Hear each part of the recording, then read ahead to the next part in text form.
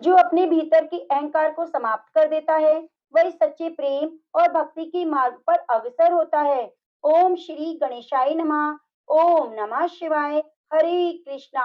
आप सभी भक्तों का दिन शुभ और मंगलमय हो। आज आप सुनेंगे पौष मास में स्कंद महापुराण की कथा में कमठ द्वारा सूर्यदेव की स्तुति और उनके कठिन प्रश्नों का उत्तर देना। प्रिय भक्तजनों, आज गुरुवार का दिन है, तो साथ ही आप सुनेंगे गजेंद्र मोक्ष स्तोत्र हिंदी अनुवाद में। आप सभी से निवेदन है कि आज की पुण्यशाली कथा को पूरा पूरा जरूर सुनिए। आज के अध्याय में आपको अद्भुत जानकारी सुनने को मिलेगी। कथा सुनाने से पहले आपसे निवेदन है कि यदि आप गुरुवार व्रत कथा को सुनना चाहते हैं, तो हमारे चैनल पर प्रसारित गुरुवार व्रत कथा को भी जरूर जरूर सुनिए और उसे भी अपना सहयोग और प्यार जरूर दीजिए। और कथा के अंत में उन सभी भक्तों के नामों को सुनेंगे जो कथा को नित्य प्रति सुन रहे हैं। कथा सुनाने से पहले आप सबका दिल से धन्यवाद कि आप कथा को सुनते हुए वीडियो को लाइक करके कमेंट बॉक्स में भगवान के प्रति अपनी आस्था को व्यक्त करते हैं। आपसे निवेदन है कि आप इसी प्रकार से कमेंट करते रहिए, जिससे हमें उत्साह मिले। आपका एक एक कमेंट हमारे लिए बहुत ही महत्वपूर्ण है और हमें उत्साह देता है। तो आइए गणेश भगवान का ध्यान करते हुए कथा का शुभ आरंभ करते हैं। ओम श्री गणेशाय नमः। हिंदू धर्म के प्रथम ग्रंथ श्रीमद् भागवत गीता के तीसरे अध्याय में गजेंद्र स्तोत्र पढ़ने को मिलता है। इसमें कुल 33 श्लोक दिए गए हैं। हिंदू धर्म के अनुसार इस स्तोत्र का जाप करने से जीवन में किसी भी प्रकार की परेशानी नहीं आती। इस स्तोत्र में हाथी और मगरमच्छ के साथ हुए युद्ध का वर्णन किया गया है। तो आज मैं आपको सुनाने जा रही हूँ गजेंद्र मोक्ष स्तोत्र हिंदी अनुवाद में। तो प्रिय भक्तजनों, आप इस स्तोत्र को पूरी श्रद्धा के साथ प्रसन्नचित मन होकर ध्यान पूर्वक सुनिए। ओम नमो भगवते वासुदेवाय। शुक्र जी ने कहा कि बुद्धि के अनुसार पिछले अध्याय में वर्णन किए गए रीति से अपने मन को नियंत्रित कर और हृदय को स्थिर करके गजेंद्र अपने पिछले जन्म में याद किए गए सर्वोच्च कार्य और बार बार जप किए जाने वाले स्तोत्र का जाप करने लगा। गजेंद्र ने मन ही मन श्री हरि को ध्यान करते हुए कहा, जिनके प्रवेश करने से शरीर और मस्तिष्क चेतन की तरह व्यवहार करने लगते हैं। ओम द्वारा लक्षित और पूरे शरीर में प्रकृति और पुरुष के रूप में प्रवेश करने वाले उस सर्वशक्तिमान देवता का मैं मन ही मन स्मरण करता हूँ, जिनके सहारे ये पूरा संसार टिका हुआ है, जिनसे संसार अवतरित हुआ है, जिन्होंने प्रकृति की रचना की है और जो खुद उसके रूप में प्रकट हैं, लेकिन इसके बावजूद भी वो दुनिया से सर्वोपरि और श्रेष्ठ हैं। ऐसे अपने आप और बिना किसी कारण के भगवान की मैं शरण में जाता हूँ। अपने संकल्प शक्ति के बल पर अपने स्वरूप में रचित सृष्टि काल में प्रकट और प्रलय में अप्रकट रहने वाले इस शास्त्र प्रसिद्धि प्राप्त कार्यकरण रूपी संसार को, जो बिना कुंठित दृष्टि के साक्ष्य रूप में देखते रहने पर भी लिप्त नहीं होते, चक्षु आदि प्रकाशकों के परम प्रकाशक प्रभु आप मेरी रक्षा करें। बीतते गए समय के साथ तीनों लोकों और ब्रह्म आदि लोकपालों के पंचभूत में प्रवेश कर जाने पर और पंचभूतों से लेकर महत्वपूर्ण सभी कारणों के उनकी परम करुणा स्वरूप प्रकृति में मग्न हो जाने पर उस समय दुर्गे और घोर अंधकार रूपेण प्रकृति ही बच रही थी। उस अंधकार से परे अपने परम धाम में जो सर्वव्यापी भगवान सभी दिशाओं में प्रकाशित होते रहते हैं, वो भगवान मेरी रक्षा करें। विभिन्न नाट्य रूपों में अभिनय करने वाले और उस अभिनेता के वास्तविक स्वरूप को जिस प्रकार से साधारण लोग भी नहीं पहचान पाते, उसी तरह से सत्व प्रधान देवता और महर्षि भी जिनके स्वरूप को नहीं जान पाते, ऐसे कोई साधारण प्राणी उनका वर्णन कैसे कर सकता है। ऐसे दुर्गम चरित्र वाले भगवान मेरी रक्षा करें। अनेकों शक्ति से मुक्त सभी प्राणियों को आत्मबुद्धि प्रदान करने वाले, सबके बिना कारण हित और अतिशय साधु स्वभाव ऋषि मुनि जन, जिनके परम स्वरूप को देखने की इच्छा के साथ वन में रहकर अखंड ब्रह्मचर्य तमाम अलौकिक व्रतों के नियमों के अनुसार पालन करते हैं, ऐसे प्रभु मेरी गति करें। वह जिनका हमारी तरह ना तो जन्म होता है, न जिनका अहंकार में कोई भी काम नहीं होता, जिनके निर्गुण रूप का ना कोई नाम है न कोई रूप है, इसके बावजूद भी वह समय के साथ इस संसार की सृष्टि और प्रलय के लिए अपनी इच्छा से अपने जन्म को स्वीकार करते हैं। उस अनंत शक्ति वाले पर ब्रह्म परमेश्वर को मेरा नमस्कार है। प्राकृत आकार रहित और अनेक रूप वाले अद्भुत भगवान को मेरा बार बार नमस्कार है। स्वयं प्रकाशित सभी साक्ष्य परमेश्वर को मेरा शत नमन है। वैसे देव जो नम वाणी और चित्त वृत्तियों से परे हैं, उन्हें मेरा बारंबार नमस्कार है। विवेक से परिपूर्ण पुरुष के द्वारा सभी सत्व गुणों से परिपूर्ण निवृत्ति धर्म के आचरण से मिलने वाले योग्य मोक्ष सुख की अनुभूति रूपी भगवान को मेरा नमस्कार है। सभी गुणों के स्वीकार शांत रजोगुण को स्वीकार करके अत्यंत और तमोगुण को अपनाकर मूड से जाने वाले बिना भेद के हमेशा सद्भाव से ज्ञानी धनी प्रभु को मेरा नमस्कार है। शरीर के इंद्रिय के समुदाय रूप सभी पिंडों के ज्ञाता सभी के स्वामी साक्षी स्वरूप देव आपको मेरा नमस्कार है। सबके अंतर्यामी प्रकृति के परम कारण लेकिन स्वयं बिना कारण भगवान को मेरा बार बार नमस्कार है। सभी इंद्रियों और सभी विषयों के जानकार सभी प्रतीतियों के कारण रूप संपूर्ण जड़ प्रपंच सबकी मूलभूत अविद्या के द्वारा सूचित होने वाले सभी विषयों में अविद्या रूप से भासने वाले भगवान को मेरा नमस्कार है। सबके कारण लेकिन स्वयं बिना कारण होने पर भी बिना किसी परिणाम के होने की वजह से अन्य कारणों से भी विलक्षण कारण आपको मेरा बार बार नमस्कार है। सभी वेदों और शास्त्रों के परम तात्पर्य मोक्ष रूपी और श्रेष्ठ पुरुषों की परम गति देवता को मेरा नमस्कार है। वे जो त्रिगुण रूपों में छिपी हुई ज्ञान रूपी अग्नि है, वैसे गुणों में हलचल होने पर जिसके मन मस्तिष्क में संसार को रचने की वृत्ति उत्पन्न होती है, जो आत्मा तत्व की भावना के द्वारा विधि निषेध रूप शास्त्र से भी ऊपर उठे हो, जो महाज्ञानी महात्माओं में स्वयं प्रकाशित हो रहे हैं, ऐसे भगवान को बार बार नमस्कार है। मेरे जैसे शरणागत पशु के समान जीवों की अविद्या रूप फांसी को पूर्ण रूप से काट देने वाले परम दयालु दया दिखाने में कभी आलस नहीं करने वाले भगवान को मेरा नमस्कार है। अपने अंश से सभी जीवों के मन में अंतर्यामी रूप से प्रकट होने वाले सर्वनियंता अनंत परमात्मा को मेरा नमस्कार है। जो शरीर पुत्र मित्र घर और संपत्ति सभी कुटुंबियों में आसक्त लोगों के द्वारा कठिनाई से मिलते हो, मुक्त पुरुषों के द्वारा अपने हृदय में निरंतर चिंतित ज्ञान स्वरूप सर्व समर्थ परमेश्वर को मेरा नमस्कार है।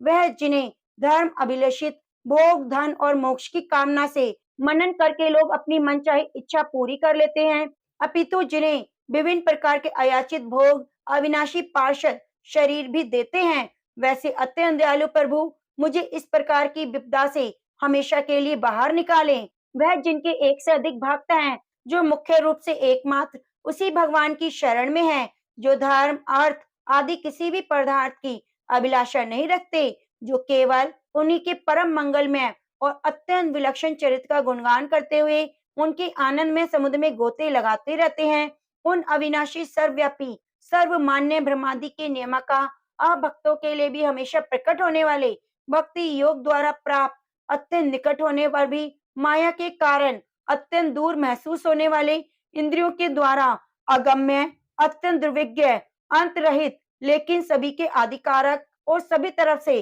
परिपूर्ण उस भगवान की मैं स्तुति करता हूँ।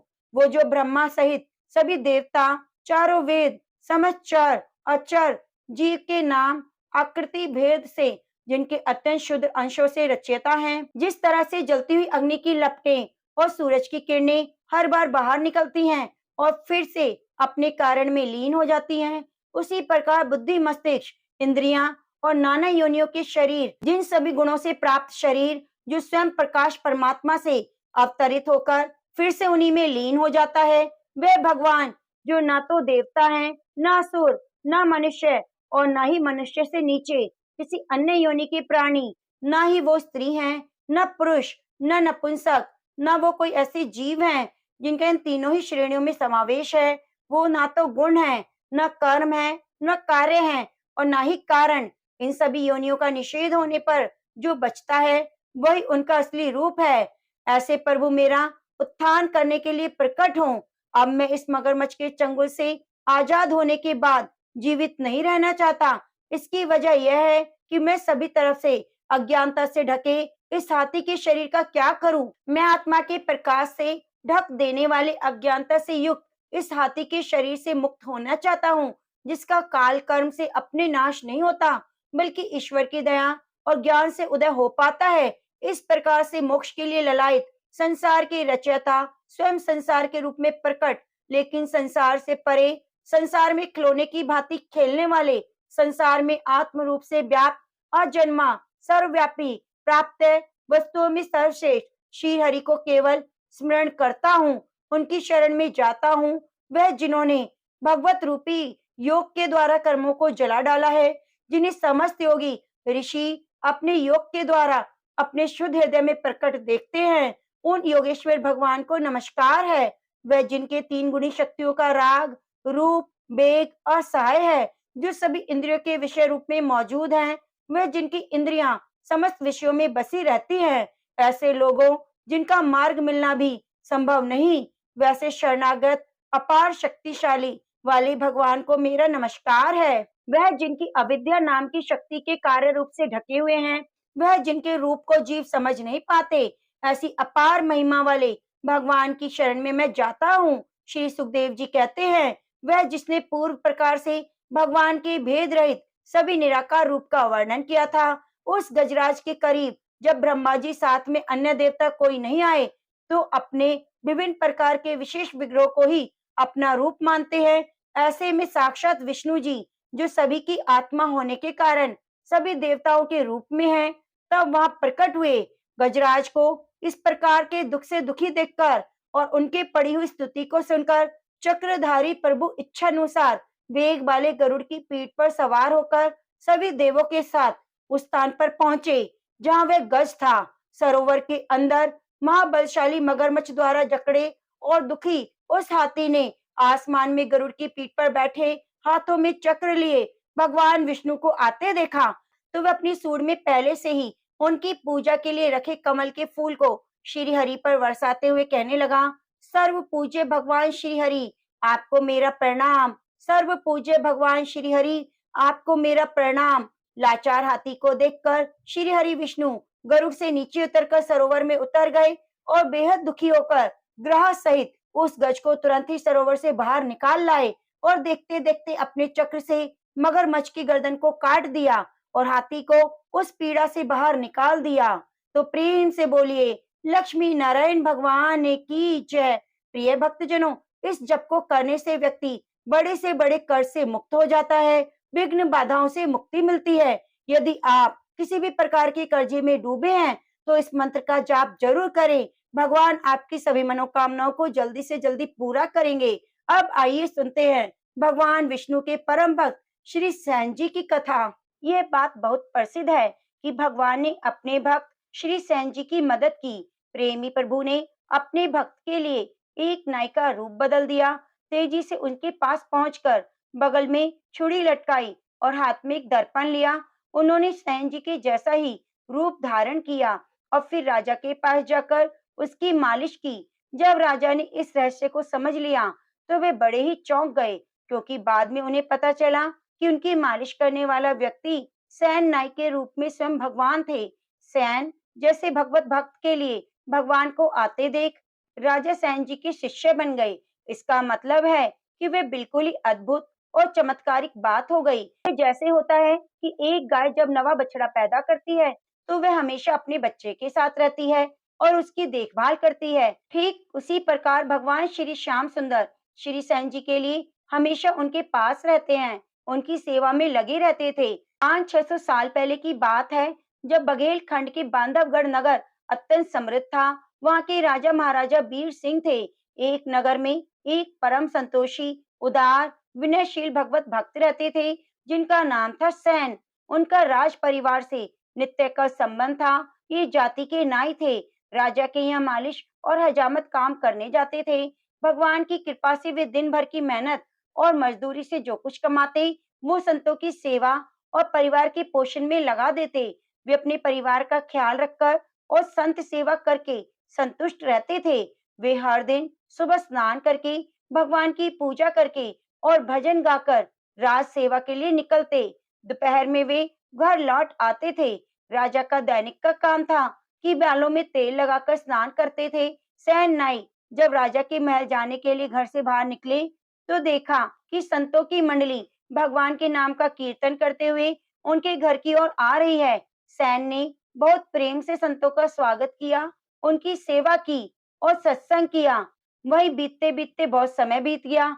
उधर महाराज वीर सिंह सैन का इंतजार कर रहे थे। इसके बाद लीला बिहारी भगवान सैन नाई के रूप में राजमहल पहुंच गए।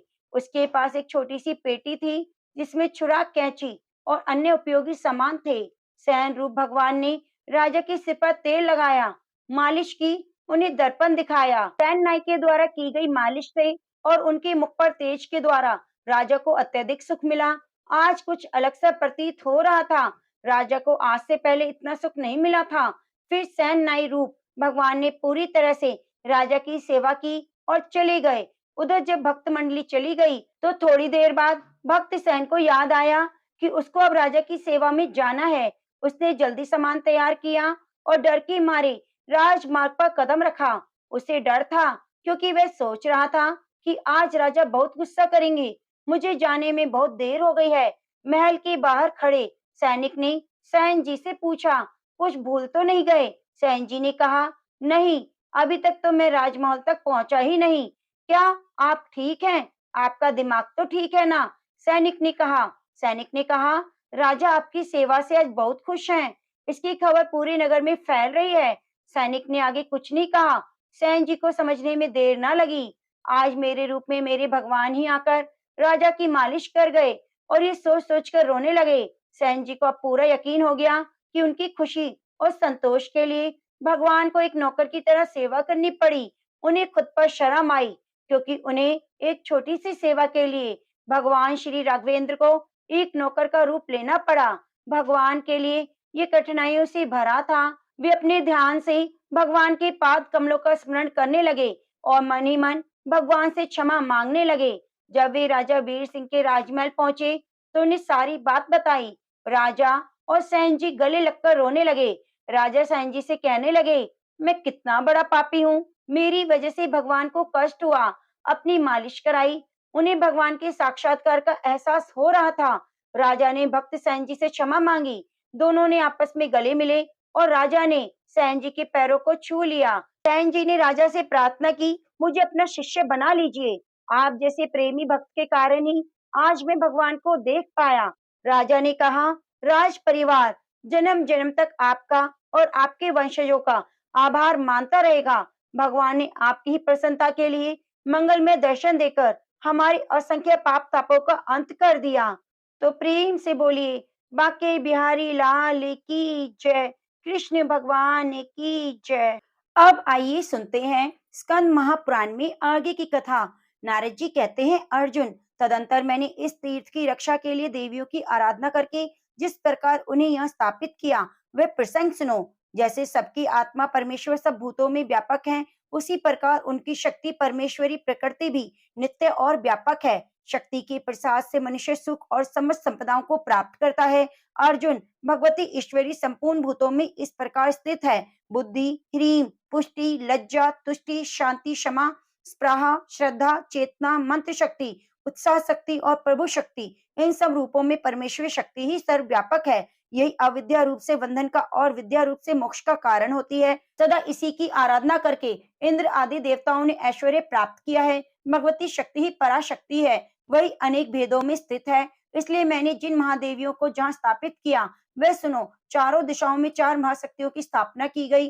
पूर्व दिशा में स्कंद स्वामी के द्वारा सिद्ध अंबिका की स्थापना की गई। उन्हीं को सृष्टि के आदि में प्रकट हुई मूल प्रकृति कहते हैं। सिद्धों ने उनकी आराधना की है, इसलिए उनका नाम सिद्ध अंबिका है। दक्षिण दिशा में तारा देवी विराजमान है, उनकी स्थापना मैंने की है। ये वही तारा हैं जिन्होंने देवताओं को तारने के लिए भगवान कश्यप का आश्रय लिया। उन्हीं के आवेश से युक्त होने के कारण जगत गुरु भगवान क्रूम ने देवताओं का उद्धार किया। ये गिरिजा नंदिनी तारा बड़ी आराधना के बाद मेरे द्वारा यहाँ लाई गई हैं। ये करोड़ों देवियों से घिरी हुई बड़ी उग्र देवी हैं। मेरे प्रति आदर का भाव होने के कारण मेरी प्रार्थना से दक्षिण दिशा में आकर रहती हैं। इसी प्रकार पश्चिम दिशा में शुभ स्वरूपा भास्वरा देवी स्थित है, जिनसे व्याप्त होकर सूर्य आदि मंडल प्रकाशित होते हैं। जिनकी शक्ति से संपूर्ण नक्षत्र मंडल सब और आते जाते हैं, वे भास्वरा देवी ही हैं। वे बड़ी प्रबल शक्ति हैं। मैं आराधना करके ब्रह्मांड कटाह से उन्हें यहाँ लाया हूँ। वे कोटि देवियों से आवृत होकर यहाँ रहती हैं और सदा पश्चिम दिशा की ओर रक्षा करती हैं। उत्तर दिशा में योगी नंदिनी देवी का निवास है, जो पूर्व काल में भगवती प्रकृति के शरीर से प्रकट हुई, जिनकी निर्मल दृष्टि से देखे जाने पर चारों सनक आदियों ने योग प्राप्त कर लिया। इसलिए सनक आदि महात्माओं ने उन्हें योगेश्वरी कहा है। उन्हें भी मैं आराधना करके अनकटा से ही लाया हूँ। वे योगियों से घिरी हुई यहाँ उत्तर दिशा में निवास करती हैं। इस प्रकार ये महाशक्तियां इस तीर्थ में सदा स्थिर रहती हैं। तदंतर मैं 9 दुर्गाओं को भी यहाँ ले आया। उनका परिचय सुनो। त्रिपुरा नाम से प्रसिद्ध एक उच्च कोटि की देवी है, जिनसे आविष्ट होकर जगदीश्वर भगवान शिव ने त्रिपुरासुर का भस्म किया। इसलिए भगवान हर ने त्रिपुरा कहकर स्वयं देवी को दुर्गा का स्तवन किया। अतः वे संपूर्ण जगत के लिए पूजनीय है। मैं उनकी आराधना करके उन्हें अमरीश पर्वत से यहाँ लाया हूँ। भक्तों की मनवांछित कामनाएं पूर्ण करने वाली देवी त्रिपुरा देवी भट्टादी के समीप विराजमान है। इनके सिवा दूसरी कोलंबा नामक देवी हैं, जो सनातन महाशक्ति हैं। उन्हीं के आवेश से युक्त होकर वराह रूपधारी भगवान विष्णु ने इस पृथ्वी को जल से ऊपर उठाया था। इसलिए भगवान विष्णु ने कोलंबा नाम से उनकी स्तुति और पूजा की। अर्जुन, मैंने शक्ति योगियों से कोलंबा देवी को प्रसन्न किया है। वे वराह गिरी पर निवास करती हैं, वही मैं उनको लाया हूँ। तीसरी दुर्गा भी इस पूर्व दिशा में ही स्थित है। उनका नाम कपालेशा है। मैंने और कार्तिकेय जी ने उनकी स्थापना की है। उनके प्रभाव का वर्णन पहले किया जा चुका है। वे नर श्रेष्ठ धन्य हैं, जो कपालेश्वर की पूजा करके उन कपालेशा देवी का नित्य दर्शन करते हैं। वे संपूर्ण विश्व की शक्ति हैं। इस प्रकार 3 दुर्गाएं पूर्व दिशा में विराज रही हैं। अब पश्चिम दिशा में जो उत्तम 3 दुर्गाएं सुशोभित हैं, उनका वर्णन करूंगा। पश्चिम में सुमक्षणा देवी है। वे समस्त ब्रह्मांड की भलीभांति पालन करने वाली हैं। मैंने बड़ी आराधना करके इस तीर्थ में उन्हें विराजमान किया है। जो उन्हें प्रणाम और भक्ति पूर्वक उनका पूजन करते हैं, वे 33 करोड़ देवियों के समादार ही पात्र होते हैं। पश्चिम में दूसरी माँ दुर्गी चर्चिता भी निवास करती है। उन्हें मैंने बड़ी भक्ति के साथ प्रार्थना करके रसातल से यहाँ बुलाया है। उसी दिशा में त्रिलोक्य विजय नाम से प्रसिद्ध तीसरी महादुर्गा का भी निवास है, जिनकी आराधना करके रोहिणी बल्लभ चंद्रमान ने पृथ्वीभुवन में विजय प्राप्त की थी। उनको मैं सोमलोक से लाया हूँ। वे पूजित होने पर सदा विजय देने वाली हैं। अब उत्तर दिशा में निवास करने वाली देवियों का परिचय सुनो। उत्तर में एक बीरा आदि 3 देवियां स्थित हैं। एक बीरा देवी पूजन और आराधना करने पर मनुष्य को उनकी समस्त अविष्ट वस्तुएं प्रदान करती है। अर्जुन, उन्हें मैं बड़ी आराधना के साथ ब्रह्मलोक से लाया हूँ। उनका नाम कीर्तन भी दुष्टों का विनाश करने वाला है। दूसरी हर सिद्धि नाम वाली दुर्गा देवी है, जो बड़ी बलवती हैं। उन्हें मैं शाकोत्तर नामक स्थान से आराधना करके लाया हूँ। जो लोग हर सिद्धि की उपासना में तत्पर रहते हैं, उनके पास डाकनी आदि नहीं आती। तीसरी दुर्गा देवी चंडिका देवी ईशान कोण में है। वे नवी दुर्गा हैं। उन्होंने पार्वती के शरीर से निकलकर रोष पूर्वक चंडमुंड नामक महान असुरों का संहार किया था, जो थोड़ी या बहुत सामग्री के द्वारा कात्यायनी देवी का पूजन करते हैं। उन्हें करोड़ों देवियों से घिरी हुई वे दुर्गा देवी ऐश्वर्य प्रदान करती है। जो मनुष्य देवी को प्रणाम करता है, वे सब प्रकार के अरिष्टों से छुटकारा पा जाता है। नारद जी कहते हैं, अब मैं तुम्हें सोमनाथ की महिमा का स्पष्ट रूप से वर्णन करूंगा। जो इसका श्रवण और कीर्तन करता है, वे सब पापों से छुटकारा पा जाता है। अर्जुन, पहले की बात है, त्रेता युग में गौड़ देश के भीतर 2 महातेजस्वी ब्राह्मण थे। एक का नाम था उज्जयंत और दूसरे का नाम प्रालय। उन दोनों के एक दिन पुराण में एक श्लोक देखा। वे शास्त्रों के ज्ञाता थे। वे श्लोक देखकर उनके शरीर में रोमांच हो आया। वह श्लोक इस प्रकार था। ब्रह्मा जी ने पुलस्त्य मुनि के प्रभास आदि तीर्थों का वर्णन किया है। जिन्होंने इसमें डुबकी नहीं लगाई, उन्होंने तीर्थों का सेवन नहीं किया। यह श्लोक पढ़कर वे बार बार इसे दोहराने लगे। उसके बाद वे दोनों ब्राह्मण प्रभास स्नान के लिए घर से निकले। वन और नदियों को धीरे धीरे पार करते हुए महर्षियों से सेवित कल्याण में नर्मदा नदी के पार चले गए। मार्ग में गुप्त क्षेत्र महिसागर संगम की महिमा सुनकर वह स्नान करके वे पुनः प्रवास के ही पथ पर चल दिए। वे मार्ग सरल था, जन शून्य था। वे दोनों यात्री भूख और प्यास से बहुत पीड़ित हुए। सिद्धलिंग के समीप पहुंचकर मूर्छित हो गए। फिर 2 ही घड़ी के बाद कुछ चेत में आने पर प्राले ने उज्जैन से धैर्य पूर्वक कहा, सखे, मुझे यहाँ कुछ सुनाई पड़ा, ये बतलाता हूँ, सुनो। तीर्थ यात्रा से थककर मनुष्य जो जो स्थिर और कांतिहीन हो जाता है, त्यों तो उसके लिए कुछ दान से भगवान सोमनाथ प्रसन्न होते हैं। यह बात एक दूसरे से कह सुनकर मूर्छा दूर होने के बाद उर्जंत और प्रालय लौटते हुए प्रवास क्षेत्र की ओर चले। उनकी यह निष्ठा देखकर भगवान शंकर ने दोनों को प्रत्यक्ष दर्शन दिया। उन दोनों के शरीर को अपनी कृपा दृष्टि से देखकर सुदृढ़ और सबल बना दिया। तब वे दोनों प्रवास तीर्थ में शिव जी के स्थान को चले गए। वे ही 2 सोमनाथ सिद्धेश्वर के समीप विद्यमान हैं। पश्चिम में उज्जैन और पूर्व में प्रालेश्वर है, जो सोम कुंड के जल में महिसागर संगम में धीरे से स्नान करके युगल सोमनाथ का दर्शन करता है, वे जन्म भर के पापों से छूट जाता है। ब्रह्मा जी ने यहाँ हाटकेश्वर नामक शिवलिंग की स्थापना करके एकाग्रचित होकर उसकी स्तुति की थी। अर्जुन, उस स्तुति को तुम सुनो। भगवान रुद्र सूर्य के समान अमित तेजस्वी, आपको नमस्कार है। आप सबकी उत्पत्ति करने वाले भाव, दुखों को दूर करने वाले रुद्र और जल में रस हैं, आपको नमस्कार है। आप संहारकारी शर्व हैं, पृथ्वी आपका रूप है। आप नित्य सुंदर गंध धारण करने वाले हैं, आपको नमस्कार है। आप सबके ईश्वर और वायु रूप हैं। आपने कामदेव का नाश किया है, आपको नमस्कार है। आप पशुओं के अधिपति, पालक और अत्यंत तेजस्वी हैं। आपका स्वरूप भयंकर है, ये आकाश आपका ही एक रूप है। आप शब्द मात्र परमेश्वर को नमस्कार है। आप महादेव हैं, सोम हैं, अमृत रूप हैं, आपको नमस्कार है। आप उग्र रूप, यजमान मूर्ति और कर्म योगी हैं, आपको नमस्कार है।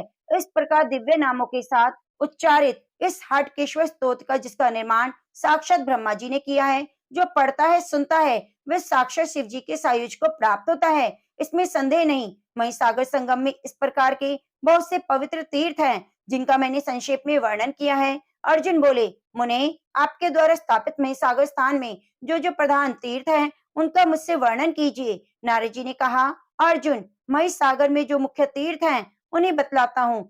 उस तीर्थ में जय आदित्य नाम से प्रसिद्ध भगवान सूरज विराजमान है, उनके प्रादुर्भाव की कथा सुनो।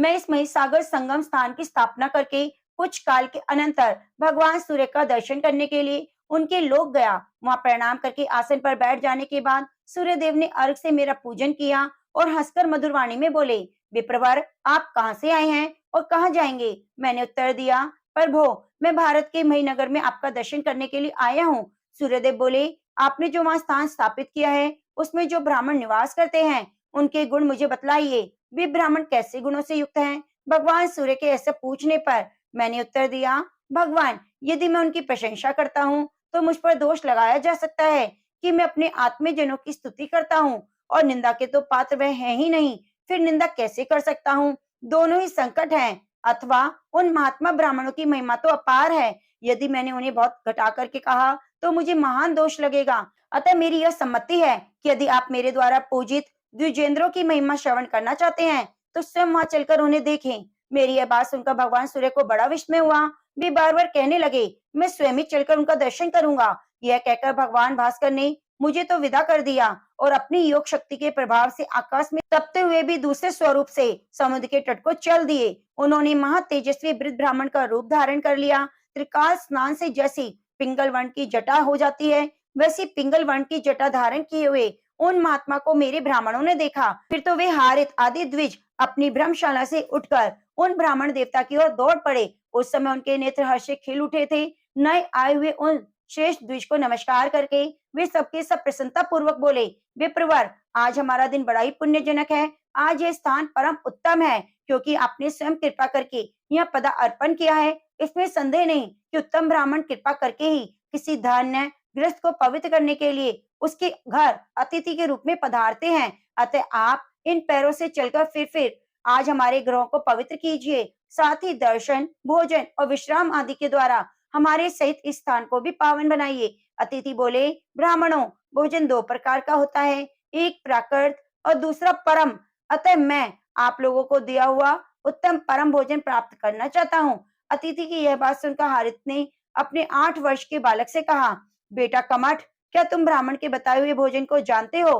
कमठ ने कहा, पिताजी, मैं आपको प्रमाण करके कैसे परम भोजन का परिचय दूंगा तथा ब्राह्मण देवता को वह भोजन देकर तृप्त करूंगा।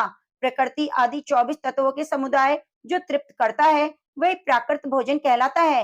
वह 6 रसों 5 भेदों वाला बताया गया है। उसके भोजन करने से शरीर रूपी क्षेत्र की तृप्ति होती है। दूसरा जो परम भोजन कहा गया है, उसकी व्याख्या इस प्रकार है, परम कहते हैं आत्मा को, उसका जो भोजन है वही परम भोजन है। अतः नाना प्रकार के धर्म का जो श्रवण है उसे अन्न कहा गया है। क्षेत्रज्ञ आत्मा उस अन्न का भोक्ता है और दोनों कान उस अन्न को ग्रहण करने के लिए मुख हैं। पिताजी, वही परम भोजन आज मैं ब्राह्मण देवता को दूंगा। विप्रवर, आपकी जो इच्छा हो पूछिए। विद्वान ब्राह्मणों की इस सभा में अपनी शक्ति के अनुसार मैं आपको संतुष्ट करूंगा।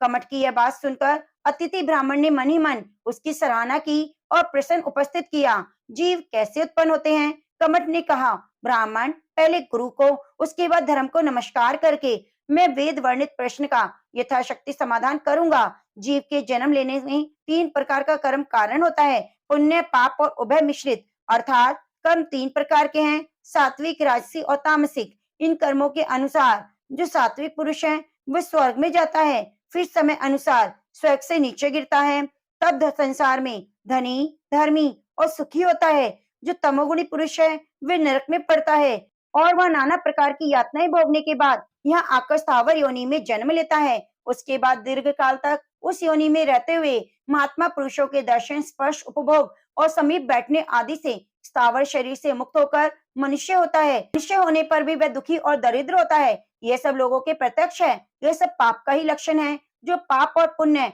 दोनों से मिश्रित कर्म वाला पुरुष है वह पशु पक्षी आदि की योनि को प्राप्त होता है। उसके बाद इस संसार में मनुष्य होता है। जिसका पुण्य अधिक, पाप थोड़ा है, वह पहले दुखी होकर पीछे सुखी होता है। जिसका पाप अधिक, पुण्य कम है, वह पहले सुखी और बाद में बहुत दुखी होता है। यही मिश्रित कर्म का लक्षण है। इनमें से पहले मनुष्य की उत्पत्ति का प्रसंग सुनो। पुरुष और स्त्री के वीर्य रज का संगम होने पर सूक्ष्म ज्ञानेंद्रियों, मन, बुद्धि और शुभाशुभ कर्म संस्कार के साथ जीव गर्भ में प्रवेश करके रजो वीर्य में कलल में स्थित होता है। उस समय वह मूर्छित अवस्था में रहकर 1 मास कल तक में पड़ा रहता है। दूसरा महीना आने पर वह कलालकार जीव घनी भाव को प्राप्त होता है। तीसरे महीने में उसके अवयवों का निर्माण होता है। 7वें महीने में वह माता के खाए पिए हुए अन्न और जल का सार अंश ग्रहण करने लगता है। 8वें और 9वें महीने में उस बालक को गर्भ में बड़ा उद्वेग प्राप्त होता है। उसके सब अंग झिल्ली में लपेटे हुए होते हैं। हाथों की उंगलियां मुख में बंधी हुई होती हैं। अतः गर्भ का बालक अधिकतर उदर के मध्य भाग में रहता है, तब वह नपुंसक है। यदि बांग भाग में ठहरता है तो कन्या है और यदि दक्षिण भाग में रहा करता है तो पुरुष है। इस प्रकार वह उदर के किसी एक भाग में स्थित होता है। जिस योनि में वह जन्म लेता है उसका जन्म उस समय उसे होता है। इतना ही नहीं, उसे पहले के अनेकों जन्मों की बातों का भी स्मरण होता है। वह गाढ़ अंधकार की अदृश्य होकर पड़ा रहता है। वहां की दुर्गंध से वह अत्यंत मोह को प्राप्त होता है। यदि माता ठंडा जल पीती है तो उसे सर्दी मालूम होती है। यदि गर्म जल पीती है तो गर्मी का अनुभव होता है। माता के मैथुन या परिश्रम करने पर उसको कलेश होता है। यदि माता को कोई रोग है तो उससे बालक को भी पीड़ा होती है। इसके सिवा इस बालक को स्वयं भी ऐसे रोग होते हैं जिन्हें माता पिता नहीं देख पाते। अधिक सुकुमारता होने से वे रोग गर्भस्थ शिशु के अंगों में तीव्र वेदना उत्पन्न करते हैं। उस अवस्था में थोड़े से समय को भी वह 100 वर्षों के समान दुष्यय मानता है। अपने प्राचीन कर्मों से भी गर्भ में बालक को बड़ा संताप होता है। वहां वह बार बार पुण्य करने पर मंसूबे बांधता है। यदि मैं मनुष्य शरीर में जन्म और जीवन पा जाऊं तो ऐसा करूंगा जिससे निश्चय मुझे मोक्ष हो जाए। सीमांत उत्पन्न संस्कार के बाद उपयुक्त चिंता में पड़े हुए बालक के शेष 2 मास अधिक पीड़ा के कारण 3 युगों के समान बीतते हैं। उसके बाद जन्म का समय आने पर प्रसूति वायु से प्रेरित होकर नीचे मुख वाला वह बालक बड़ी पीड़ा का अनुभव करता है और योनि के संकीर्ण द्वारा कष्ट पूर्वक निकलने लगता है। उस समय उसे ऐसी पीड़ा होती है मानो कोई उसकी चमड़ी नोच रहा हो। किसी के हाथ का स्पर्श आदि भी उसे आरे की धार के स्पर्श जैसा पड़ता है। जन्म लेने के बाद वह अचेत बालक केवल माता के स्तन मात्र को जानता है। पूर्व कर्मों के अधीन होने के कारण उसका गर्भगत ज्ञान नष्ट हो जाता है। फिर तो वह पूर्ववत काले, लाल और सफेद अर्थात तामसिक, राजसिक और सात्विक कर्म करने लगता है। मनुष्य का शरीर एक घर के समान है। इसमें हड्डियां ही प्रधान स्तंभ है। नस नाड़ियों के बंधन से बंधा हुआ है। रक्त और मांस रूपी मिट्टी से इसे लिपा गया है। विष्ठ और मूत्र रूपी द्रव्य का पात्र है। 7 धातु रूपी 7 दीवारों से अत्यंत दृढ़ बना हुआ है। केश और रोम रूपी घास फूस से इसे छाया गया है। मुखी इस घर का प्रधान दरवाजा है। शेष 2 आंख, कान, नाक, लिंग और गुदा, ये 8 खिड़कियां इस घर की शोभा बढ़ा रही हैं। दोनों ओठ मुख रूपी द्वार के किवाड़ हैं। दांतों की अर्गला के इस द्वार को बंद किया गया है। नाड़ी की इस नाली और पसीने आदि के इसके गंदे जल के प्रवाह हैं। यह देह गेह कफ और पित्त में डूबा हुआ है। जरा अवस्था और शोक से व्याप्त है। काल की मुख अग्नि में इसकी स्थिति है। राग और द्वेष आदि से सदा ग्रस्त रहता है और नाना प्रकार के शोक की उत्पत्ति का स्थान है। इस प्रकार मनुष्यों का यह देह रूपी गेह उत्पन्न होता है। इसमें क्षेत्रज्ञ आत्मा ग्रस्त के रूप में निवास करता है और बुद्धि उसकी गृहिणी है। इस शरीर में रहकर नाना जीव प्रकार के साधनों में संलग्न होकर नरक, स्वर्ग और मोक्ष को प्राप्त करता है। अतिथि बोले, वत्स कमठ, तुम्हारी बुद्धि तो बड़ी वृद्धों की सी है। तुम बहुत अच्छी तरह प्रतिपादन कर रहे हो। अब मैं तुमसे शरीर का लक्षण सुनना चाहता हूँ, बताओ। कमठ ने कहा, विप्रवर, जैसे ये ब्रह्मांड है वैसे ही शरीर भी बताया गया है। पैरों का मूल पाताल है, पैरों का ऊपरी भाग रसातल है, दोनों गुल्फ तलातल हैं, दोनों पिंडलियों को महातल कहा गया है, दोनों घुटने सुतल और दोनों जांग और कटी भाग अतल लोक है। नाभि को भूलोक, उदर को भूर्लोक, वक्षस्थल को स्वर्गलोक और ग्रीवा को महरलोक, मुख को जनलोक कहते हैं। दोनों नेत्र तपोलोक हैं। इस मस्तक को सत्यलोक कहा जाता है। जैसे पृथ्वी पर 7 द्वीप हैं, उसी प्रकार शरीर में 7 धातुएं हैं। उनके नाम सुनिए, त्वचा, रक्त, मांस, मेदा, हड्डी, मज्जा और वीर्य, ये 7 धातुएं हैं। शरीर में 360 हड्डियां हैं, 30,56,009 नाड़ियां बताई गई हैं। जैसे नदियां इस पृथ्वी पर जल बहाती हैं, उसी प्रकार नाड़ियां शरीर में रस का संचार करती हैं। यह शरीर 3.5 करोड़ स्थूल और सूक्ष्म रोएं से आच्छादित है। स्थूल रोएं तो दिखाई देते हैं, सूक्ष्म नहीं दिखाई देते। शरीर में 6 अंग प्रधान बताए जाते हैं, 2 बाह, 2 जांघें, मस्तक और उदर। देह के भीतर 3.5 व्याम पुरुष 3 आते हैं। स्त्रियों की आंतें 3 व्याम की होती हैं। वेद वेता द्विज कहते हैं।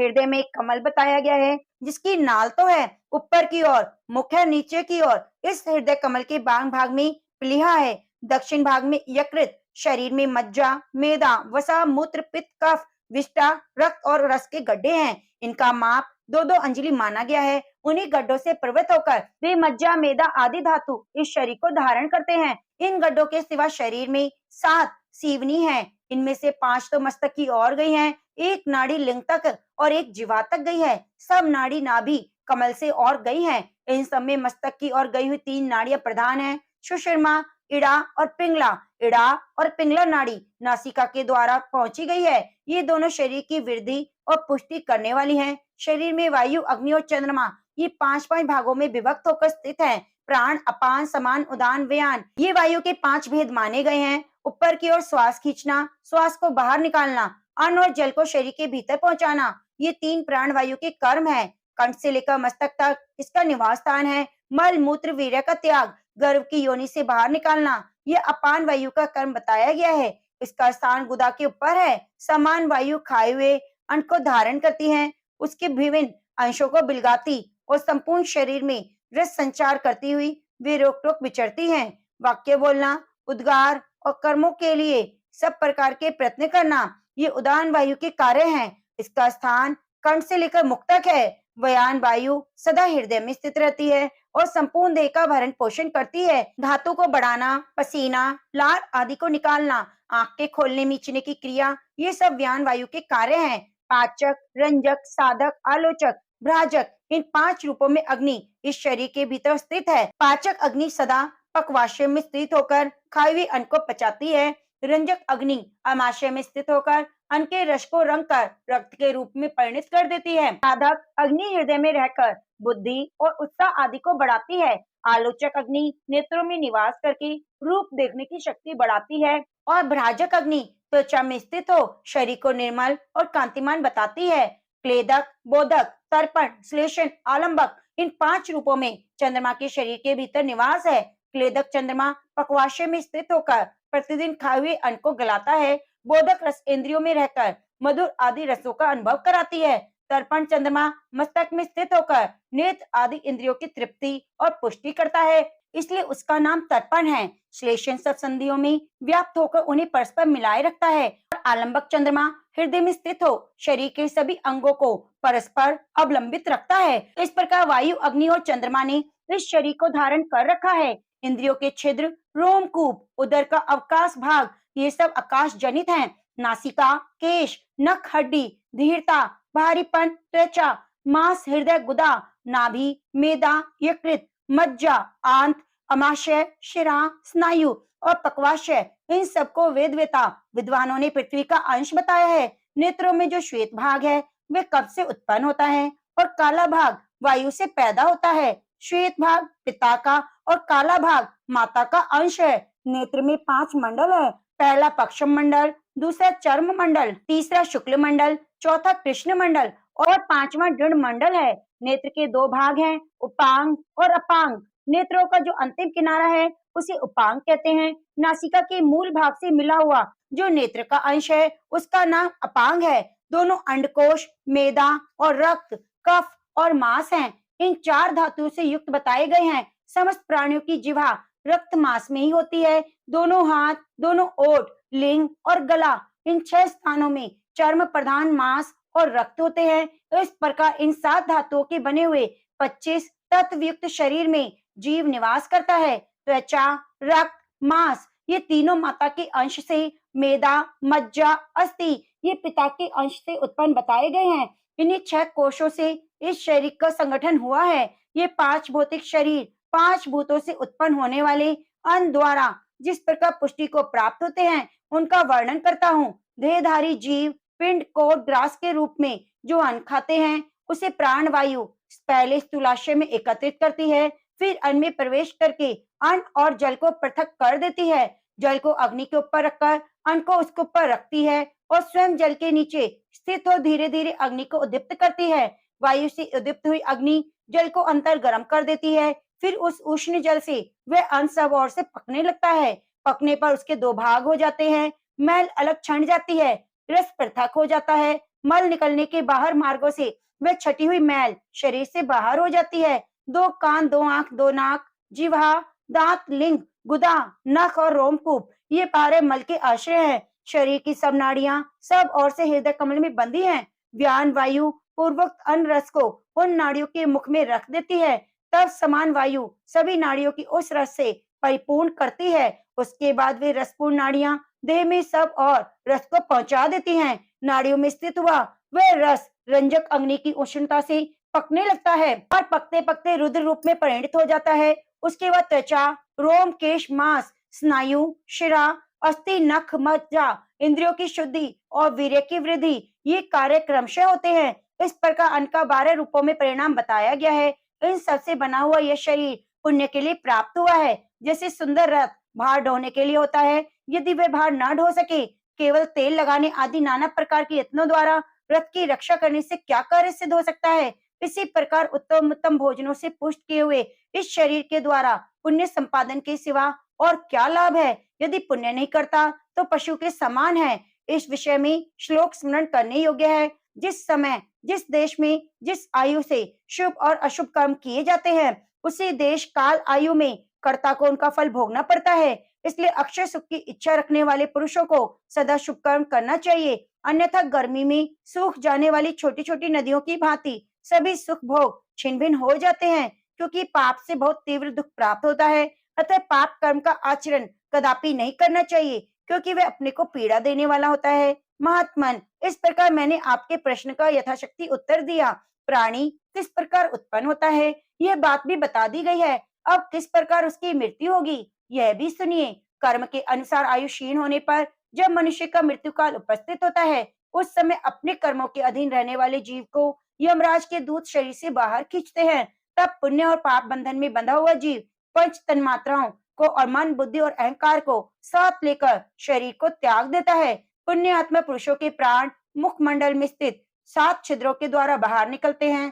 पापियों के प्राण गुदा मार्ग से बाहर होते हैं और योगी पुरुषों के प्राण ब्रह्म रंध्र फोड़कर ऊर्ध्व लोक में गमन करते हैं। मृत्यु होने पर जीव उसी क्षण में अतिवाहिक शरीर धारण करता है। वे अंगूठे की पोर के बराबर होता है। उस शरीर का निर्माण अपने ही प्राणों से किया जाता है। उस अतिवाहिक शरीर में जब जीव स्थित हो जाता है तब यमराज के दूत उस देह को बांधकर बलपूर्वक यमलोक के मार्ग में ले जाते हैं। वह मार्ग तपे हुए भाड़ के समान, गर्म किए हुए लोहे के गोले के सदृश, तपे हुए बालू वाले स्थान की भांति, जलते हुए ताम्र पत्र के समान होता है। पृथ्वी से 86,000 योजन दूर यमराज की पुरी है, जहाँ यमदूत पापी जीव को घसीट कर ले जाते हैं। मार्ग में कहीं अत्यंत सर्दी पड़ती है, कहीं अत्यंत दुर्गम स्थान लागना पड़ता है, कहीं भारी अंधकार छाया रहता है, कहीं अग्नि के समान मुख वाले काक, कंक, जम्बुक, मक्खी, डिडास, मच्छर, सांप और बिच्छू आदि जीव काट खाते हैं। उनके काटने पर जीव चीखता है, चिल्लाता है, परंतु मरता नहीं। कहीं कहीं भयंकर राक्षस उसे खाते हैं,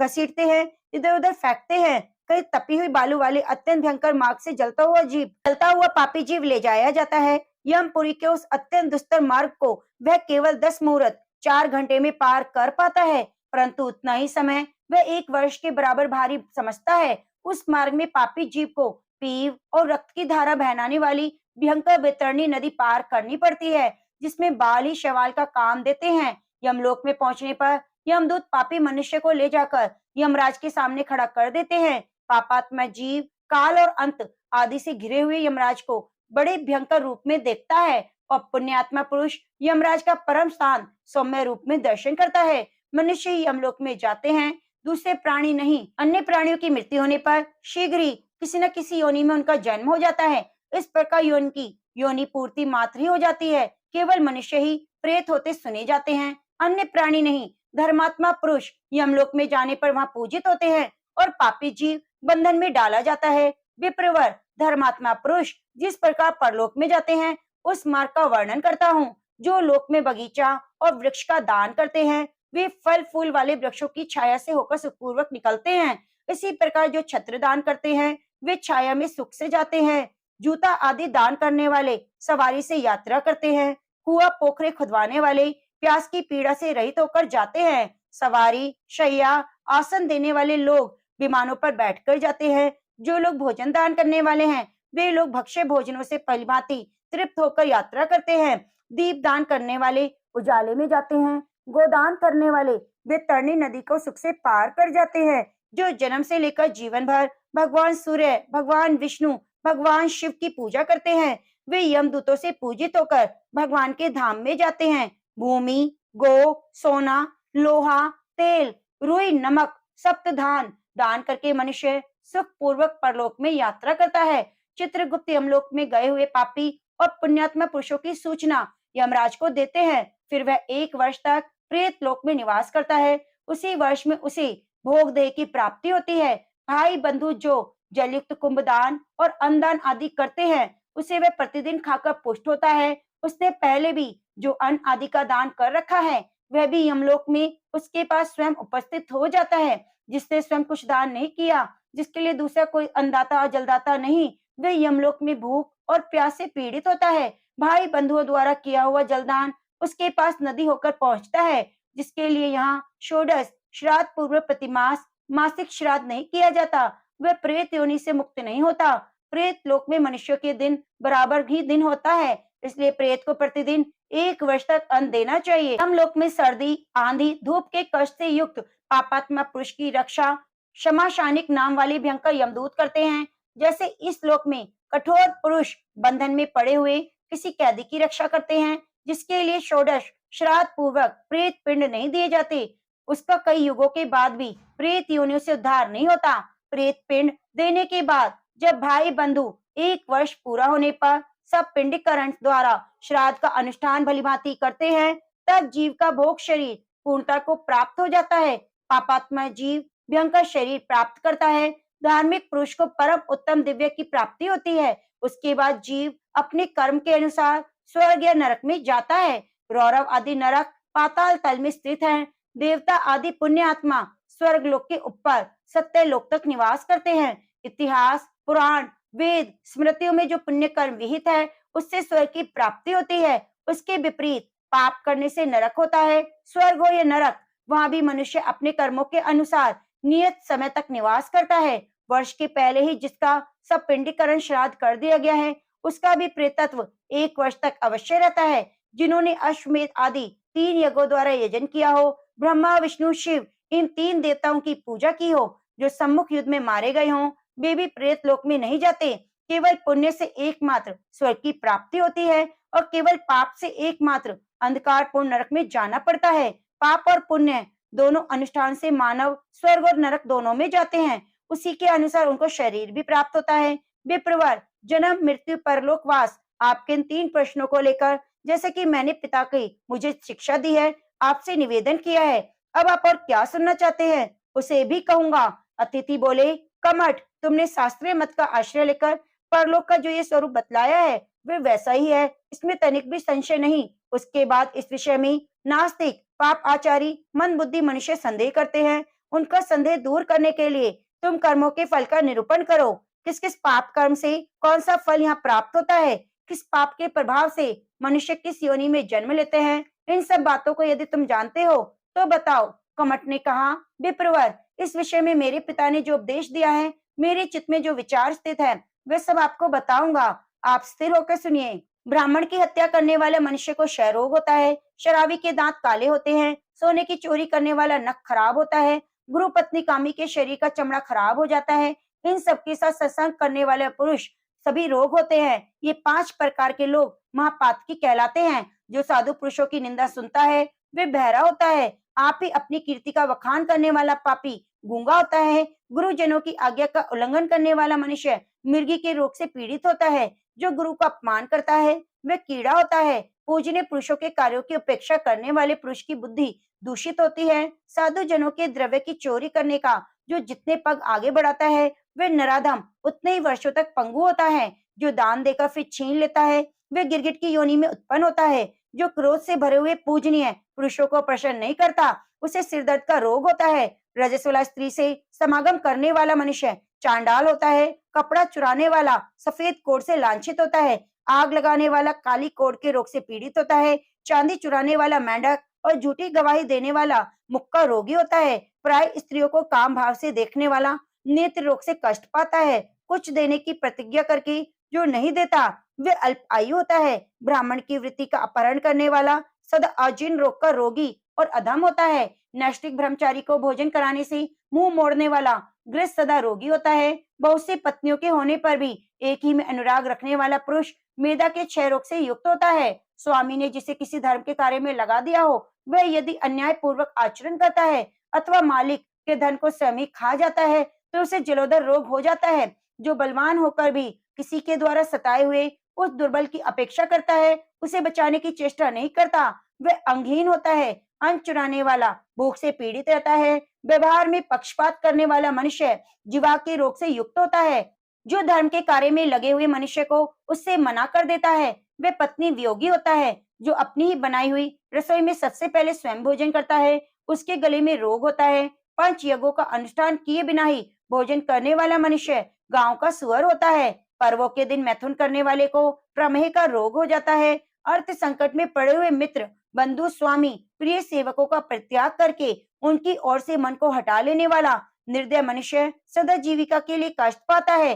जो माता पिता, गुरु और स्वामी का छल से सेवा करता है वे बड़े कष्ट से धन पाकर भी उससे वंचित रह जाता है। जो विश्वास करने वाले पुरुष के धन को हड़प लेता है वह सदा दुखों का भागी होता है। जो धार्मिक पुरुष के प्रति शुद्रता पूर्ण बर्ताव करता है वे बोना होता है। जो दुबले बैल को हल गाड़ी में जोतता है उसकी कमर में मकड़ी का रोग होता है। गाय की हत्या करने वाला जन्म से अंधा होता है। गौ को दुख देने वाला मनुष्य पशु से रहित होता है। जो मारने आदि के द्वारा गौ के प्रति निर्दयता का परिचय देता है वह मार्ग में कष्ट भोगता है। सभा में पक्षपात करने वाले को गल कंडक का रोग हो जाता है। सदा क्रोध करने वाला चांडाल होता है। चुगली खाने वाले मनुष्य मुंह से सदा दुर्गंध आती है। बकरी बेचने वाला मनुष्य बहेलिया होता है। पति के जीते जी जार पुरुष से उत्पन्न पुरुष का अन्न भोजन करने वाला मनुष्य सेवक होता है। नास्तिक पुरुष तेली होता है। श्रद्धाहीन मनुष्य मुर्दा के समान होता है।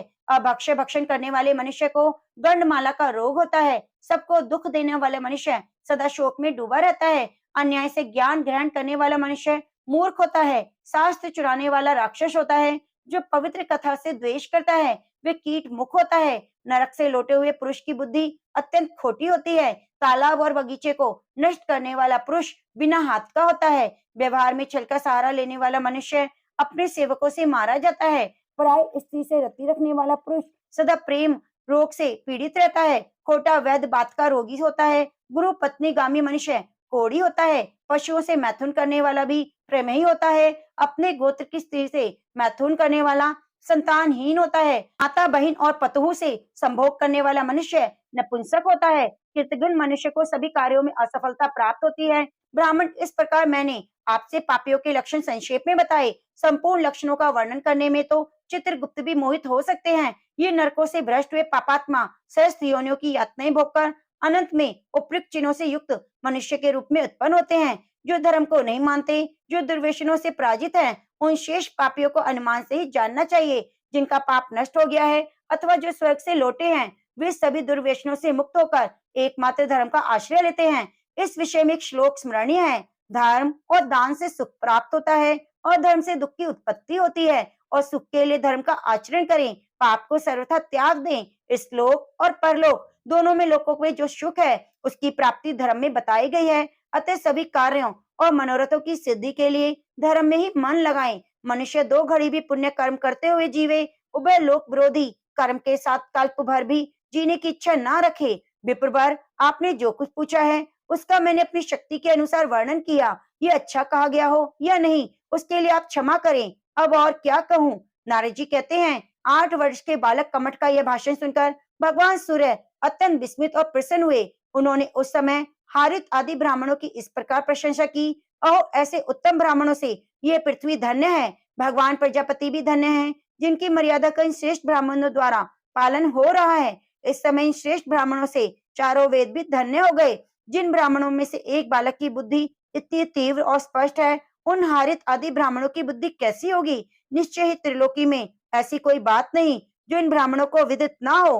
नारद ने इनके विषय में जितना कहा था ये उससे भी बढ़कर है। इस प्रकार उन विप्रों की प्रशंसा करते हुए सूर्य देव ने कहा, श्रेष्ठ ब्राह्मणों, मैं सूर्य हूँ। आपका दर्शन करने के लिए सूर्य लोक से यहाँ आया हूँ। आज मेरे नेत्र सफल हो गए।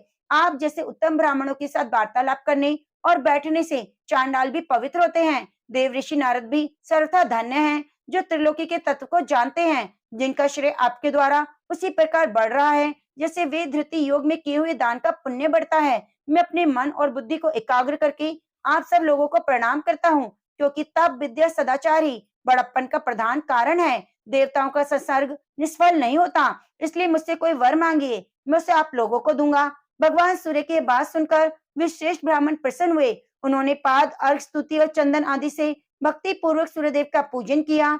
मंडल ब्राह्मण आदि जपनीय मंत्रों का उच्चारण करते हुए उनकी इस प्रकार स्तुति की, आदित्य आपकी जय हो, स्वामिन आपकी जय हो, भानो आपकी जय हो, निर्मल प्रकाश स्वरूप आपकी जय हो, वेदों के पालक दिवानाथ सूर्यदेव आपकी जय हो। आप हमारा उद्धार करें। ब्राह्मणों के सबसे प्रधान देवता आप हैं। ब्राह्मण सृष्टि सूर्यमयी है। आपकी कृपा दृष्टि पड़ने से हमारा यह स्थान पवित्र हो गया। आज हमारे वेदों का अध्ययन सफल हो गया। आज हमें अपने सभी पुण्य कर्मों का फल मिल गया। गोपते, आपका संग पाकर आज हमारा ये ग्रह सफल हो गया। यदि आप हमें वर देना चाहते हैं तो हम यही मांगते हैं कि आप इस स्थान का कभी भी परित्याग ना करें। भगवान सूर्य बोले, क्योंकि आप लोगों ने पहले जय आदित्य कहकर मेरा स्तवन किया है, इसलिए मैं जय आदित्य से विख्यात होकर इस स्थान में निवास करूंगा। हे विप्रगण, जब तक पृथ्वी, समुद्र, पर्वत और नगर विद्यमान है, तब तक मैं स्थान में अवश्य रहूंगा, कभी त्याग नहीं करूंगा। यहाँ रहकर मैं अपने भक्तों की दारिद्र्य, रोग समूह, दाद, खुजली, कोढ़, चकता, अन्य प्रकार के कोढ़ आदि का नाश करूंगा। जो मानव यहाँ प्रतिष्ठित हुए मेरे श्री विग्रह का पूजन करेगा, मैं उसकी पूजा को ग्रहण करूंगा। भगवान सूर्य के ऐसा कहने पर हारित आदि श्रेष्ठ ब्राह्मणों ने पूर्ण विधि से उनकी मूर्ति स्थापित की। उसके बाद सब द्विजों से कहा, कमठ, तुम्हारे कारण ही भगवान सूर्य यहाँ विराजमान हुए हैं, अतः पहले तुम इनका गुणगान करो। ब्राह्मणों के ऐसा कहने पर वक्ताओं में श्रेष्ठ कमठ ने जय आदित्य को प्रणाम करके इस महान स्तोत्र का गान किया। आदिदेव, आपके यथार्थ रूप का साक्षात्कार नहीं, केवल यजुर्वेद के मंत्र में श्रवण हुआ है। ज्ञानी जन ऐसा ही कहते हैं। परा, पश्यंती, मदमा, बेखरी, ये 4 प्रकार की वाणी सदा आपसे दूर ही दूर रहती है, आप तक पहुंच नहीं पाती। उसके बाद मैं इतना धृष्ट हूँ कि स्वार्थ की कामना लेकर आपका स्तवन करता हूँ। प्रभो, मेरे इस अपराध को क्षमा करें। देव, मार्तंड, सूर्य, अंशु, रवि, इंद्र, भानु, अग, अर्यमा, स्वर्णरेता, दिवाकर, मित्र और विष्णु, इन 12 नामों से आप विख्यात हैं। द्वास्थान, आपको नमस्कार है। त्रिलोकी आपका गर्भ गृह है। संपूर्ण आकाश जलाधार है। नक्षत्र समूह पुष्प माला है। आप आकाश में स्थापित ज्योतिर्मय लिंग हैं। आपको नमस्कार है। आप देवताओं के देवता, अनाथों के नाथ, पालनीय जनों के पालक, दीनों पर दया करने वाले, नेत्रों के भी नेत्र, मनुष्यों की बुद्धि की भी बुद्धि, बुद्धि से परे जीव के जीवन है। आपकी जय हो। आप दरिद्रता की दरिद्रता, निधि की निधि, रोग के रोग पृथ्वी में प्रसिद्ध हैं। आप पर में जय आदित्य, आपकी दीर्घ काल तक जय हो। नाना प्रकार की व्याधियों से ग्रस्त हैं, कोढ़ के रोग से पीड़ित हैं, जिनकी नाक गल गई है, शरीर भी जीर्ण शीर्ण हो गया है, और जो अपनी चेतना खो बैठे हैं, ऐसे मनुष्य को उसके बंधु बांधव, माता पिता भी छोड़ देते हैं। परंतु सबके ठुकराए हुए उस अनाथ जीव का भी आप पालन करते हैं। हे देव, हे विश्ववान, आपके सिवा दूसरा कौन इतना दयालु हो सकता है? आप मेरे पिता हैं, आप मेरी माता हैं, आप ही गुरु हैं,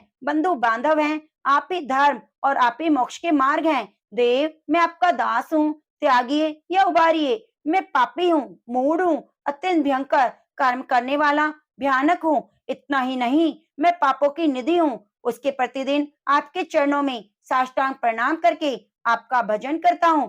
हे श्री जय आदित्य, आप अपने भक्तों का पालन कीजिए। नारद जी कहते हैं, महात्मा कमठ के इस प्रकार स्तुति करने पर भगवान जय आदित्य ने हंसते हुए गंभीर वाणी में कहा, कमठ, तुमने जो ये जय आदित्य अष्टक सुनाया है, इससे जो मेरी स्तुति करेंगे उसके लिए इस पृथ्वी पर कुछ भी दुर्लभ नहीं होगा। विशेषतः रविवार को मेरी पूजा करके जो इसका पाठ करेगा उसके रोग और दरिद्रता का नाश होगा। वत्स, तुमने मुझे बहुत संतुष्ट किया, अतः तुम्हें वर देता हूँ कि इस पृथ्वी पर सर्वज्ञ होकर तुम मोक्ष प्राप्त कर लोगे। तुम्हारे पिता कभी स्मृतिकार होंगे। वत्स, मैं स्थान का कभी त्याग नहीं करूंगा। भगवान सूर्य ने जब ऐसा कहा, ब्राह्मणों ने पुनः उनका पूजन किया। उसके बाद आज्ञा लेकर वहां से वे अंतर्ध्यान हो गए। कुंती नंदन, इस प्रकार भूतल पर आश्विन मास में जय आदित्य का प्रादुर्भाव हुआ, इसलिए वह मास अति विशेष पर्व मनाया जाता है। अश्विन मास में रविवार को कोटि तीर्थ में नहाकर जो जय आदित्य का पूजन करता है वे बड़े भारी पुण्य फल को प्राप्त करता है। जय आदित्य को लाल फूल चढ़ाने मात्र से, लाल चंदन, रोली का लेप करने, गंध धूप आदि दिखाने, घृत पक्व नैवेद्य समर्पण करने से भ्रमघाती, शराबी, सुवर्ण चोर, गुरु पत्नी गामी भी अपने सभी पातकों से मुक्त हो सूर्य लोक को जाता है। इस लोक में पुत्र, स्त्री, धन, आयु आदि संसारी सुख को पाकर अभिष्ट भोगों से संपन्न हो सूर्य लोक में चिरकाल तक निवास करता है। प्रत्येक रविवार को जय आदित्य का दर्शन, कीर्तन, स्मरण सभी रोगों को शांत करने वाला है। जो अनादि अनंत तेजोनिधि अव्यक्त देव भगवान सूर्य की भक्ति पूर्वक पूजा करता है, वे रोग शोक से रहित होकर सूर्य धाम में लीन हो जाता है। अर्जुन, जो लोग सूर्य ग्रहण प्राप्त होने पर एकाग्र चित होकर सूर्य कूप में स्नान करते हुए प्रयत्न पूर्वक आहुति देते और जय आदित्य के आगे यथाशक्ति दान देते हैं, उनके पुण्य की कैसी महिमा है, ये एकाग्र चित होकर सुनो। कुरुक्षेत्र, प्रभास, पुष्कर, काशी, प्रयाग, नैमिषारण्य में जो पुण्य प्राप्त होता है वही पुण्य जय आदित्य के प्रसाद से लोग वहां पा लेते हैं। तो प्रेम से बोलिए सूर्य नारायण भगवान की जय। ओम आदित्याय नमः। प्रिय भक्तजनों, कल के अध्याय में आप सुनेंगे नारद जी के गुणों का वर्णन, गौतमेश्वर की महिमा के प्रसंग में योग का रूपण। स्कंद महापुराण की पुण्यशाली कथा को सुनने के लिए हमारे चैनल को सब्सक्राइब जरूर कीजिए और बगल में बनी घंटी को दबाना ना भूलें। अब आइए सुनते हैं उन सभी भक्तों के नाम जो कथा को नित्य प्रति सुन रहे हैं और कथा को सुनते हुए भगवान के प्रति अपनी आस्था को व्यक्त कर रहे हैं। भगवान आपकी सभी मनोकामनाएं पूरी करे, नया साल ढेर सारी खुशियों के साथ आए और कथा का पूर्ण फल आपको मिले। स्कंद महापुराण की कथा बहुत ही पुण्यशाली कथा है। इसका सौभाग्य प्राप्त करना बहुत ही दुर्लभ है और जो आप लोग कर रहे हैं। मीना योगेंद्र कुमार दीक्षा दक्ष सारस्वत जी गुड़गांव से, सरोज गुप्ता जी झांसी से, पूर्णिमा पेंडरिया जी असनारा से, हरिओम जी, पूनम मलिक जी जिंद हरियाणा से, कविता जी, कंचन देवी जी, किरण शर्मा जी, पूजा जितेंद्र यादव जी, पवन चौहान जी, दीपक कुमार जी भिवाड़ी राजस्थान से, मधुलिका अर्पित सुरेंद्र जी भीलवाड़ा राजस्थान से, रुक्मणी देवी जी अंबाला से, सीमा शर्मा जी जयपुर से, अंजना गुप्ता जी, मीनाक्षी जी पलवल से, बाला देवी जी जुलाना से, संगीता तिवारी जी देवरिया से, ममता प्रदीप वार्ष्णेय जी गांधीनगर अलीगढ़ से, कुसुम मौर्य जी दिल्ली जगतपुरी से, प्रेम लता जी जयरथ मोहन नगर से, जानकी पाठक जी यूके से, रुक्मणी जी अंबाला से। आप सभी भक्तों का बहुत धन्यवाद। आप इसी प्रकार नित्य प्रति कमेंट बॉक्स में भगवान के प्रति अपनी आस्था को व्यक्त करते रहिए और अपना सहयोग हमें देते रहिए और कथा को ज्यादा से ज्यादा अपने परिवारजनों में शेयर कीजिए, जिससे स्कंद महापुराण की पुण्यशाली कथा सभी भक्तों को सुनने को मिले। आगे के अध्याय में आपको ऐसी जानकारी सुनने को मिलेगी जो शायद आपने कभी सुनी होगी। यह कथा बहुत ही गूढ़ है, तो आप इस कथा को सुनने के लिए जुड़े रहिए। मिलते हैं कल के अध्याय में।